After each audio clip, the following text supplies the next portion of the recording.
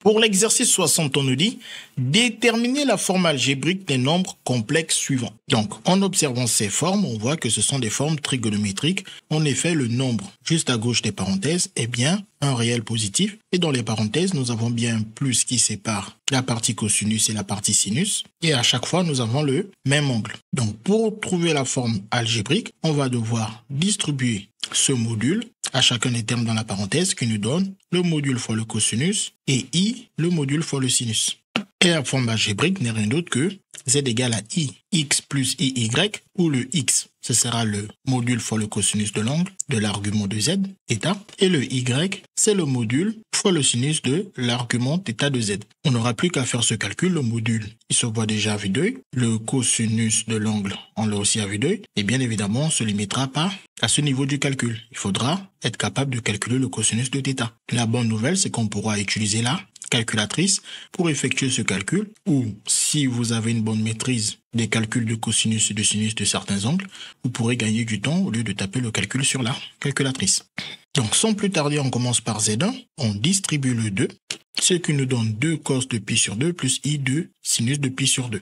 Ensuite, on sort notre calculatrice. On vérifie bien qu'on est en mode radian et non pas en mode degré. On tape sur la calculatrice cosinus de pi sur 2 qui nous renvoie 0. On note alors cette valeur 0 pour le cosinus de pi sur 2. Puis on note sur la calculatrice sinus de pi sur 2 qui nous renvoie 1. On note alors cette valeur de 1 pour le sinus de pi sur 2. Ensuite, on n'a plus qu'à effectuer les calculs. 2 fois 0, c'est 0. Ici, i fois 2 fois 1. Ça nous donne 2i. Et ensuite 0 plus 2i. On obtient ainsi la forme algébrique de Z1. D'après la formule qu'on a rappelée ici, c'est bien de la forme x plus iy. Sauf que le x valant 0, on ne l'écrit pas. Donc il ne reste que le iy.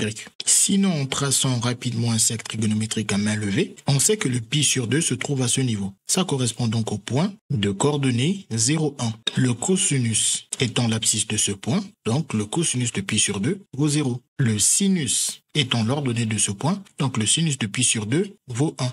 Et ensuite, on remplace dans la formule et on fait les mêmes calculs derrière. Donc, on fait ça si on n'utilise bien évidemment pas la calculatrice. Ensuite, on va faire la même chose pour Z2. On distribue le 3 à chacun des termes dans la parenthèse. Donc, le cosinus se retrouve avec un facteur 3 ainsi que le sinus. Et une fois qu'on est là, on a besoin des valeurs du cosinus et du sinus. Pour cela, on sort encore notre calculatrice. On vérifie qu'elle est bel et bien en mode radian et non pas en mode degré. Le petit rad nous précise qu'elle est en mode radian. Puis on tape le cosinus de 2 pi sur 3 et on n'a plus à noter la valeur moins 1,5. On remplace ensuite le cosinus de 2 pi sur 3 par moins 1,5. Et on va faire la même chose pour le sinus. On tape sur la calculatrice sinus de 2 pi sur 3, ce qui nous renvoie à racine de 3 sur 2. Et on n'a plus qu'à remplacer le sinus de 2 pi sur 3 par racine de 3 sur 2. Et une fois qu'on est là, on n'a plus qu'à effectuer les calculs. Donc soit avec une calculatrice ou soit par vous-même, le 3 ne multiplie que le numérateur. Donc attention, beaucoup font l'erreur de multiplier au dénominateur. C'est comme avoir 3 sur 1 qui nous fait donc 3 fois moins 1 qui donne moins 3 sur 1 fois 2 qui donne 2. Et de même ici, pareil, le 3 ne multiplie qu'au numérateur. On obtient alors ici la forme algébrique de Z2. Sinon, si on n'avait pas utilisé la calculatrice, on aurait pu passer par le cercle trigonométrique. Et quand on est sur le cercle trigonométrique, le 2pi sur 3 nous fait clairement penser à pi sur 3 et le pi sur 3 par expérience, quand on maîtrise assez bien son cercle trigonométrique, et il est fortement recommandé de bien maîtriser son cercle trigonométrique, on sait que le pi sur 3 se trouve à l'aide du 1,5 sur l'axe des abscisses. Une fois qu'on a mis le 1,5 ici, on n'a plus qu'à monter pour trouver que le pi sur 3 se trouve là. Et donc, une fois qu'on a le 1pi sur 3, pour trouver le 2pi sur 3, on sait qu'on part de 0 à 2pi. À pi sur 3, donc pour avoir 2pi sur 3 qui est le double de pi sur 3, il faut reprendre ces distances et la remettre par ici. Et par expérience, on sait que cette distance se trouve assez facilement en faisant tout simplement le symétrique de ce point par rapport à l'axe des ordonnées. Ici, on obtient le 2pi sur 3. Et ensuite, on n'a plus qu'à lire ses coordonnées. Comme ici, c'est 1,5 et qu'on a fait une symétrie, alors ici, c'est moins 1,5. L'abscisse, qui est le cosinus, nous dit que le cosinus de 2pi sur 3, c'est moins 1,5. Et par expérience encore, on sait que si l'une des coordonnées, le cosinus ou le sinus, valent plus ou moins 1,5, alors l'autre coordonnée, le sinus et le cosinus, valent plus ou moins racine de 3 sur 2. Donc, comme on sait que l'abscisse ici, c'est 1,5, donc l'autre coordonnée, c'est plus ou moins racine de 3 sur 2. Et comme on sait que cette ordonnée est positive, donc on peut en déduire qu'il s'agit alors de plus racine de 3 sur 2 ici. Ce qui nous donne alors les sinus de pi sur 3 et de 2 pi sur 3. Une fois qu'on a noté le cosinus et le sinus de 2 pi sur 3, on revient ici et on les remplace dans le calcul, puis on obtient la même conclusion. Donc soit on utilise la calculatrice, soit on passe par le cercle trigonométrique. Pour trouver la forme algébrique de Z3, on fait la même chose, on va distribuer le 4 à chacun des termes. Une fois qu'on a distribué le 4, on obtient 4 fois le cosinus plus i 4 fois le sinus. Et ensuite, on sort notre calculatrice. On vérifie qu'elle est bien en mode radian grâce au petit rad ici. Et on tape le cosinus de moins pi sur 3 pour obtenir 1/2. On remplace alors cosinus de moins pi sur 3 par cette valeur 1/2. Puis on va faire la même chose pour le sinus de moins pi sur 3. On tape alors sur la calculatrice le sinus de moins pi sur 3 qui nous donne alors moins racine de 3 sur 2. On n'a plus qu'à venir ici et on remplace le sinus de moins pi sur 3 par moins racine de 3 sur 2. Ensuite, on n'a plus qu'à effectuer les calculs. 4 fois 1/2, ça fait 4 fois 1 divisé par 2. Ça nous donne alors 2. Et pareil, on peut commencer par diviser par 2 avant de multiplier. 4 divisé par 2, ça fait 2 et 2 fois moins racine de 3. Ça nous fait moins 2i racine de 3. On obtient ainsi la forme algébrique de Z3. Donc, bien évidemment, on aurait pu retrouver ces résultats assez rapidement sans avoir besoin de calculatrice. Il suffit par exemple de connaître que le cosinus de moins pi sur 3, c'est la même chose que le cosinus de pi sur 3, car cosinus est une fonction paire, donc on peut retirer les moins. Et savoir que le pi sur 3 se retrouve à l'aide d'un cosinus qui vaut 1/2 dans le cercle trigonométrique. Donc on trouve rapidement ce 1/2. Et après on avait dit que lorsque l'une des coordonnées vaut 1/2, l'autre coordonnée vaut plus ou moins racine de 3 sur 2. Et comme le sinus est impair, le moins à l'intérieur passe à l'extérieur. Et on sait qu'ici, le pi sur 3 n'a que des coordonnées positives. Donc, son ordonnée du sinus de pi sur 3, c'est forcément plus racine de 3 sur 2. Et avec le moins, ça fait moins racine de 3 sur 2.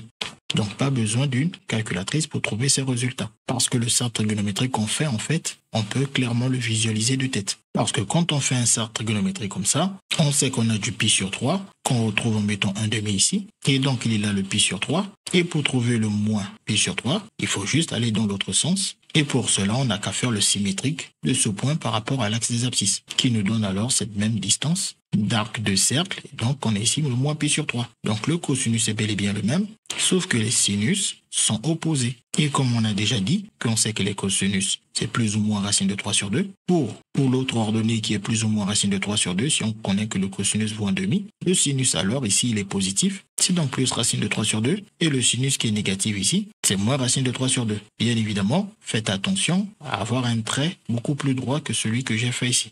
Et après, c'est pas très grave s'il n'est pas très droit, étant donné que cette partie n'est pas notée. Elle vous aide juste, donc vous la tracez à main levée vite fait. Vous n'avez pas besoin que tout soit précisément tracé. Donc, nous, le sinus de moins pi sur 3, on voit que sa valeur, c'est moins racine de 3 sur 2. On n'a plus qu'à remplacer ici, comme on l'a fait, et ensuite on finalise les calculs. Donc, bien évidemment, soit vous utilisez uniquement que la calculatrice, ou soit vous utilisez les formules ici, vous voyez que ça va extrêmement rapidement, ou soit vous ressortez les mêmes formules en passant par le cercle trigonométrique. Vous ne faites bien évidemment qu'une seule de ces différentes possibilités. Le but, c'est juste de trouver les valeurs de cosinus et de sinus, puis de finaliser les calculs.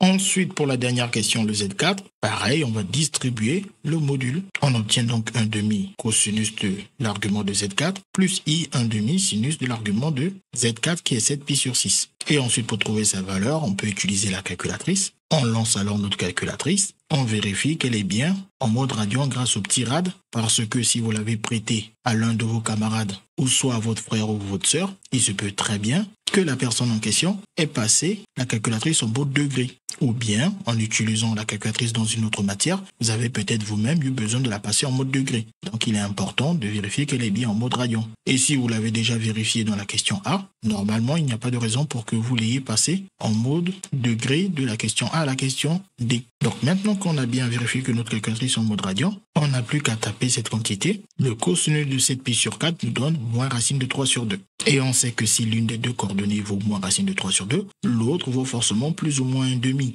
Et en visualisant dans le cercle trigonométrique, on sait que le 7 pi sur 6 est placé dans la zone des sinus négatifs. Donc ce sinus est négatif, il vaut moins 1/2. Sinon, on n'a qu'à taper sur la calculatrice qui nous renvoie bien que ce sinus de 7 pi sur 6 vaut bien moins 1/2. On remplace alors sinus de 7 pi sur 6 par moins 1/2. Puis on n'a plus qu'à effectuer les calculs. 1 fois moins racine de 3, moins racine de 3, et 2 fois 2, ça nous fait 4. Et de même ici, plus fois moins, ça nous fait moins, 1 fois 1, ça nous fait 1, 2 fois 2, ça nous fait 4, et avec le i, moins 1 quart de i. On obtient ainsi la forme algébrique de Z4.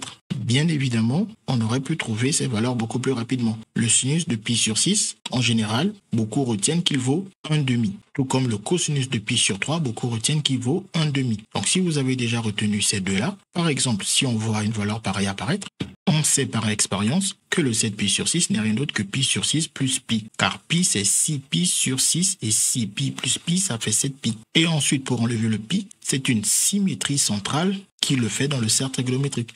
Ça veut dire donc que le sinus de celui de pi sur 6 et le sinus de pi sur 6 plus pi sont opposés. Et comme on sait que le sinus de pi sur 6 est 1/2, ça nous fait moins 1/2. Et de même pour le cosinus de 7pi sur 6, c'est cosinus de pi sur 6 plus pi. Et pareil, plus pi, c'est une symétrie centrale dans le cercle trigonométrique. Ça nous donne alors une coordonnée de valeur opposée. On obtient alors moins cosinus de pi sur 6. Et comme sinus de pi sur 6 est 1/2, alors le cosinus de pi sur 6, c'est racine de 3 sur 2. Mais avec le moins, ça nous fait moins racine de 3 sur 2. Exactement les valeurs que nous avions obtenues ici. Sinon, traçons un cercle trigonométrique. On sait que le 7pi sur 6 est lié à pi sur 6 qui s'obtient en prenant une ordonnée de 1/2. Le pi sur 6 se trouve alors à cet endroit. Et nous, on cherche alors le 7pi sur 6. Donc, soit vous voyez directement, comme on a dit, pi sur 6 plus pi s'obtient en faisant une symétrie centrale, donc un demi-tour dans le cercle trigonométrique, parce que quand on avance d'un demi-tour, on avance de pi. Et donc, on a bien pi sur 6 plus pi qui nous donne alors le 7pi sur 6. Et donc, les coordonnées sont bien opposées. L'ordonnée 1/2 devient moins 1/2. Et comme on a 1/2 ici, on sait qu'ici, on a forcément racine de 3 sur 2 car c'est positif. Et par symétrie, ici, on a moins racine de 3 sur 2. Donc, on trouve rapidement que le cosinus de 7pi sur 6 est moins 1/2 et le sinus de 7pi sur 6 est moins racine de 3 sur 2. Sinon, on aurait pu le faire sans forcément voir cette décomposition. On aurait pu se dire que ici, on a déjà pi sur 6. Et par expérience, on sait qu'en faisant le symétrique de ce point par rapport à l'axe des ordonnées, ici, on a 5pi sur 6. Et comme on voit là, la longueur pi sur 6 qui a été retirée ici à pi pour donner ce 5pi sur 6, on sait qu'en la rajoutant ici, on passe de 5pi sur 6 à 6pi sur 6 qui correspond à pi et ensuite à 7pi sur 6. Donc on comprend que le 7pi sur 6, il est lié à pi sur 6 par une symétrie centrale de centre, l'origine du repère qui est aussi le centre du cercle trigonométrique. Et par conséquent, par symétrie, on voit que la longueur ici qui nous donne l'abscisse est la même que la longueur ici. Et comme ici c'est positif, ici c'est négatif, les deux nombres sont opposés, c'est-à-dire que les deux cosinus sont opposés. Si j'ai racine de 3 sur 2, ici j'ai donc moins racine de 3 sur 2. Pareil pour l'ordonnée. Cette longueur et cette longueur sont égales. Et donc, par symétrie, on sait que si ici c'est plus 1/2, ici c'est donc moins 1/2. Ce qui nous donne bien les valeurs précisées ici. Donc, bien évidemment, on choisit l'une de ces méthodes. On ne les fait pas tout en même temps. Soit vous n'utilisez que la calculatrice, soit vous maîtrisez ces formules qu'on appelle les formules des angles associés, ou soit vous passez par le cercle trigonométrique pour retrouver les mêmes résultats. Et ensuite, vous remplacez cosinus et sinus et vous finalisez les calculs. CQFD, ce qu'il fallait découvrir.